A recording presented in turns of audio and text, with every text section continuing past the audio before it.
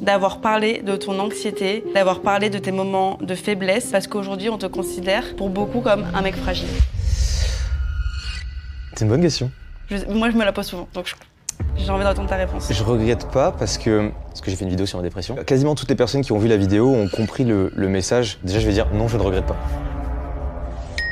Voilà, parce que je commençais à forcer dans un monologue. Et il y a plein de gens qui en fait n'ont pas regardé la vidéo et voient juste des extraits TikTok en boucle. Et tu sais, c'est sorti de contexte. Et en fait, ils ont des extraits à la fois de, par exemple, moi qui dis oui, j'ai fait 1 million d'euros sur YouTube avec les pubs. Et puis le TikTok d'après, oh c'est dur de mettre des réveils pour se lever le matin quand on n'a rien à faire de sa journée. Tu combines les deux, ça fait un combo de fou. Alors qu'en fait, tu vois par exemple cet extrait où je dis c'est dur de mettre des réveils, c'était dans un moment où j'étais vraiment dans une dépression vraiment bien vénère. Et pendant le Covid, donc en fait j'étais bloqué chez moi et je disais que dans cette période c'était compliqué pour moi de me lever le matin, tu vois par exemple. Alors que si tu démarres la vidéo sur ma dépression, je pense minute 1, je dis j'ai conscience de ma position et de la chance que j'ai. Le but c'est pas de me mettre en position de victime et d'attiser votre pitié en mode oh le pauvre, gneu. J'ai pas envie de ça du tout. J'ai quand même conscience de la chance que j'ai et de la place que j'occupe. Financièrement j'ai aucun problème, je suis en bonne santé, mes proches vont bien. C'est pas pour me plaindre, c'est plus je suis sorti de ça. Je voulais expliquer à travers cette vidéo comment moi de mon côté j'avais réussi à m'en sortir en me disant peut-être que ça peut aider des gens qui sont dans le même cas, tu vois. Le côté